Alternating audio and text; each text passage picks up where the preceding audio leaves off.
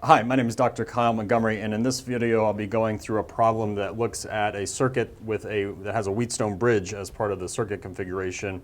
And specifically what we'll be trying to figure out is what the power is what power is being dissipated by this 3 kilo ohm resistor that's right on the bottom left side of our Wheatstone bridge. Now in this configuration of the bridge circuit, we see that we do have a resistor sitting here in the middle, and so what we need to figure out is how do we come up with either calculating some current through that 3K resistor, or figuring out what the voltage is across that. Of course, then that would allow us to figure out what the power is here. So what we could start with is sort of just evaluating the Wheatstone bridge circuit and to understand whether or not it's a balanced bridge or not. Because if we can figure that it is a balanced bridge, then that'll help us simplify things. So what do we mean by balanced bridge? So a balanced bridge would indicate that basically at this node here and this node here, if they're at the same potential based on the resistor combination that we have at each 4 sort of segments of the bridge circuit, if those give us the same potential on either side, then that is a so-called balanced bridge, meaning the potential at either side is the same. And as we know, if the potential is the same on either end, then there's going to be no current flow through this middle part of the circuit through that 5K ohm resistor. And if we know that, then we know that basically we can remove this 5K resistor for purposes of doing the analysis, because any current that might flow down this part of the circuit, all of it will go through the 3K resistor and none of it will go across that 5K resistor, and so it won't impact any of the analysis we would do. So how do we evaluate, whether or not we have a balanced bridge? So here we look at basically the ratio between the top 2 resistors that we have and compare it to the ratio of the bottom 2 resistors. So basically we just set up the ratio as such. So I could say 25 over 15. Basically we're evaluating then whether or not that is equal to 5 over 3.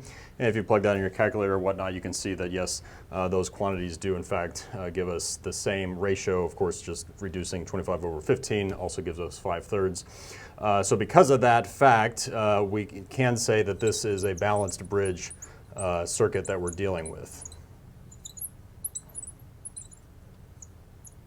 Okay, so now again that we've been able to establish that fact about the circuit, what that again allows us to do is basically we can ignore the impact of this 5K resistor in the middle there, because it's not going to impact at all the current flow through that circuit. So I'll redraw the circuit by just removing that 5K resistor, and then we can figure out how we go from there in evaluating things. Okay, so now I've just removed that 5K resistor, which again we were able to do because we established that there was no current flow through that resistor. So now we're just looking at a configuration shown here, where now we can see that yes, just by using standard series and parallel combination rules, we can reduce this resistor network to an equivalent resistance. That would allow us then to establish current flow around the circuit and then kind of go from there.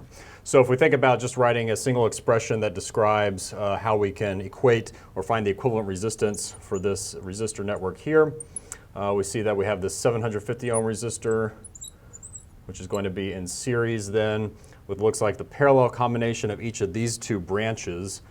So otherwise writing this as, let's say, 15K plus 3K, that'll give us 18 kilo ohms, because these 2 resistors again are in series. That's going to be in parallel then with the combination of the 25K and the 5K resistor, or just 30K. So the parallel combination of those 2 is just again going to be in series with the 750 ohm resistor sitting up here. So I'm going to plug this here, so we'll just have 750, and then this should work out to give us a value of 11,250 ohms, and that'll be a quantity that we'll actually use again later. And then the total combination would just be 12 kilo ohms. For again, this is just the equivalent resistance of all of these resistors that we have to work with. So now if we want to use that to establish what, let's say, the current flow is, I'm going to call this current IS flowing from this source with a value of 192 volts. So just using Ohm's law, we know that we can do that the current IS is going to be equal to 192 volts over this equivalent resistance we just found. So 12 kilo ohms will give us 16 milliamps as far as that goes. So we have a total current of 16 milliamps flowing out of the circuit there. Then now how do we go about figuring out how that current divides between each branch of the circuit here? And so to do that, we could use, as you might expect, the current divider, because this total current, 16 milliamps, is going to have to divide between those 2 branches. So let me clean up the board here real quick, and then we'll go through that. Okay, so now again, establishing that we already have the total source current of 16 milliamps, we just need to write the current divider expression that tells us what amount of current will travel down through this branch, because again, specifically we're interested in what's going on with this 3 kilo ohm resistor here, so that would be the most relevant one to work with. So if I say maybe this current flowing down this branch is current I1, then our expression for I1 would again be basically the equivalent resistance of just this resistor network total.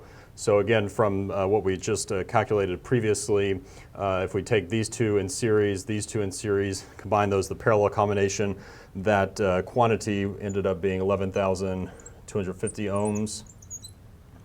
And then in the denominator, we put the resistance just of the branch that we're looking for, which is the 15K over 3K, so that's going to be 18,000 ohms on the bottom here, 18,000, times the total current. Again, we have 16 milliamps that's flowing through that 750 ohm resistor, and then that 16 milliamps is going to divide between each branch here.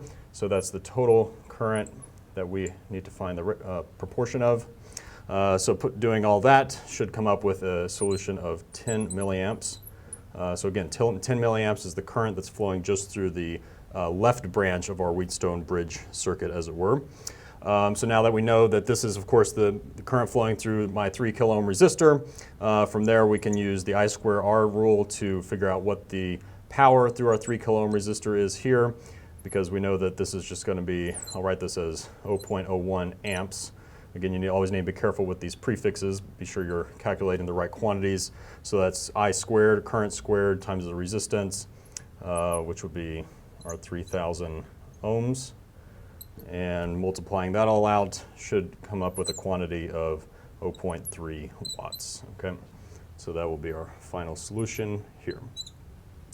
Okay, so again, just to kind of recap here, what we did initially was try to establish whether or not this Wheatstone bridge circuit was balanced. In this case it was, and again the way we figure that out is by looking at the ratio of the top resistors to the ratio of the bottom two. If that gives you the same ratio, then you know you have a balanced bridge circuit, which then tells us there's no current flow through any middle branch here, and therefore knowing that we could more easily reduce these resistors down to an equivalent resistance, come up with the total current, and then just use the current divider expression as we have here to come up with the amount of current flowing through that 3 kilo ohm resistor, and then from there be able to calculate our power. Thank you for watching this video, and I look forward to meeting with you again on the next one. Thanks.